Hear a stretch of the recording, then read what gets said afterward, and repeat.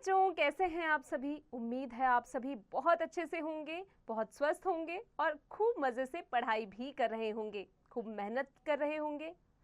बच्चों, क्या आप जानते हैं कि मैं कौन हूँ?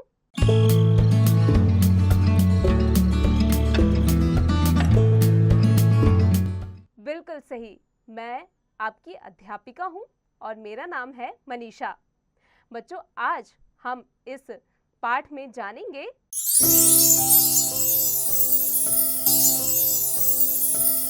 चीर महान के बारे में। तो चलिए बच्चों, कक्षा की शुरुआत करते हैं और जानते हैं आज के चैप्टर में क्या है खास। जीवन कौशल, परोपकार, सद्भाव, ईश्वर भक्ति आदि गुणों को विकसित करने की प्रेरणा देना, नैतिक मूल्य, संसार में सुख, शांति, सहयोग की भावना को जागृत करने की कोशिश करना। जग जीवन में जो चीर महान, सौंदर्यपूर्ण और सत्य प्राण। प्रस्तुत पंक्तियों में कवि सुमित्रानंदन पंत जी ईश्वर से प्रार्थना करते हैं। वे कहते हैं कि हे प्रभु, मैं केवल उन गुणों से प्रेम करूंगा जो इस संसार के जीवन में सदा से महान कहलाते आए हैं तथा जो सुंदरता से भरे हुए हैं। मैं उनका प्रेमी बनूं नाथ, जो हो मानव के हित समान।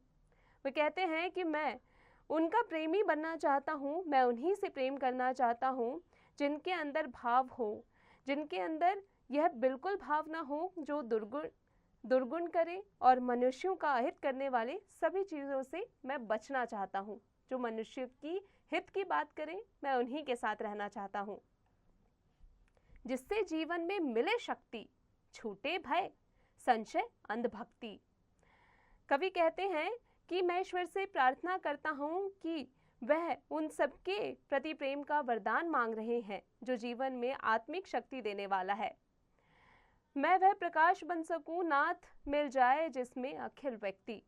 कवि कहते हैं, वे प्रार्थना करते हैं कि मैं उन गुणों में बढ़े जो जीवन के विविध भय दूर करते हैं, जिनसे सभी शंकाएं और संदेह समाप्त होकर ज्ञान प्राप्त होता है। इसलिए वह स्वयं ऐसा प्रकाश बन सकने की प्रार्थना करते हैं जिससे वह व्यक्ति शामिल हो सके।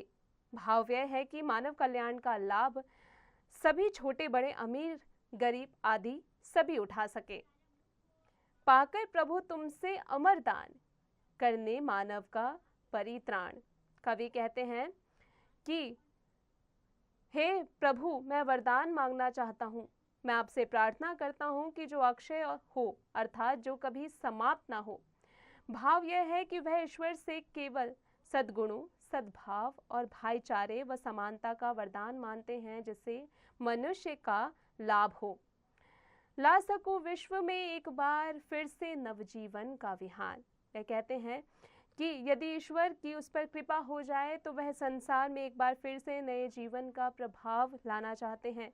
नवजीवन का नवेरा सवेरा वह होगा जिसमें सभी मनुष्य सुखी और समान होंगे।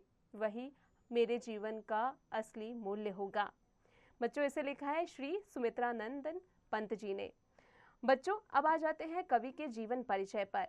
कवि सुमित्रानंदन पंत का जन्म 20 मई सन 1900 ईस्वी को हुआ। अल्मोड़ा के निकट कसौनी नामक ग्राम में हुआ था। इनकी प्रारंभिक शिक्षा ग्राम की ही पाठशाला में हुई।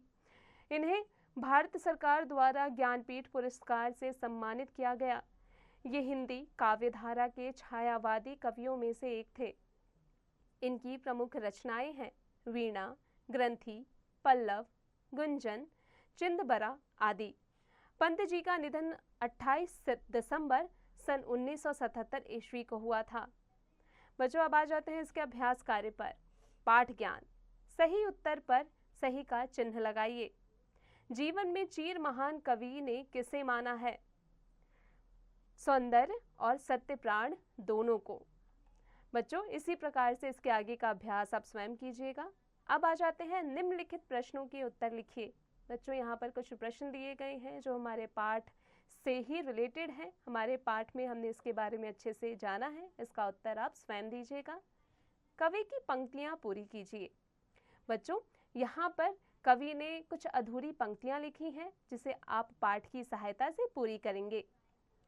अब आ जाता है, नीचे दिए गए पद्यांश को ध्यानपूर्वक पढ़िए, उससे संबंधित प्रश्नों के उत्तर लिखिए।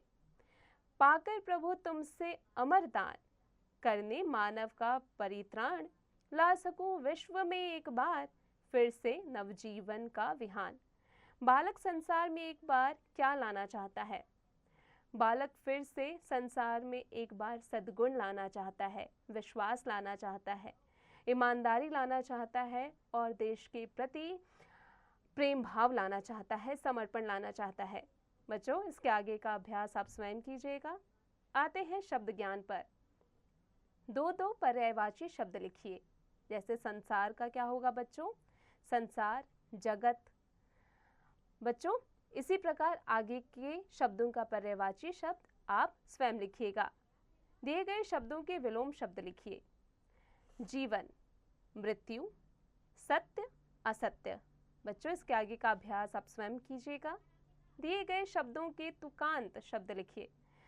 बच्चों, यहाँ पर कुछ शब्द दिए गए हैं जिनका आपको तुकांत शब्द में उन्हें तब्दील करना है। भाषा ज्ञान, निम्नलिखित उपसर्गों से बनने वाले 4 शब्द लिखिए। बच्चों, यहाँ पर कुछ शब्द दिए गए हैं जिनके आपको उपसर्गों में से 4 शब्द लिखने हैं। वे शब्दांश जो किसी शब्द के अंत में जुड़कर नए शब्द की रचना करते हैं प्रत्यय कहलाते हैं। जैसे प्रेम जमा ई, क्या बन गया? प्रेमी।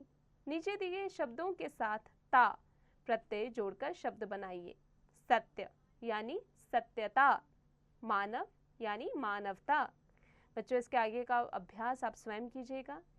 जब अनेक शब्दों या बड़े बड़े वाक्यांशों के स्थान पर केवल एक शब्द का प्रयोग किया जाता है तो उसे अनेक शब्दों के लिए एक शब्द कहते हैं। जैसे जो दूसरों का अनुसरण करे, अनुयायी, किसी का हित चाहने वाला, हितैषी। निम्नलिखित वाक्यांशों को उनके एक शब्द से मिलाइए। बच्चों, जो बोलता हो यानी वक्ता। इसके आगे का अभ्यास आप स्वयं कीजिएगा। निम्नलिखित शब्दों का वाक्यों में प्रयोग कीजिए। बच्चों, यहाँ पर कुछ शब्द दिए गए हैं जिन्हें आपको स्वयं से वाक्य बनाकर इनके वाक्यों में इनको प्रयोग करके वाक्य बनाने हैं। निम्नलिखित वर्णों को जोड़कर शब्द बनाइए। जैसे म जमा अ जमा ह जमा आ जमा न जमा अ। क्या हो गया बच्चों? महान। बच्चों, इसी प्रकार से आगे के शब्दों को जोड़कर आप इसका खुद से अभ्यास कीजिएगा और लिखिएगा। रचनात्मक ज्ञान, श्रीमती महादेवी वर्मा ने पंत के लिए एक स्थान पर लिखा है। उसे नदियों झरनों में लास्य दिखाई दिया, पक्षियों भ्रमरों में संगीत सुनाई दिया, फूलों कलियों में हंसी की अनुभूति हुई, प्रभात का सोना मिला और रात में रजत राशि प्राप्त हुई।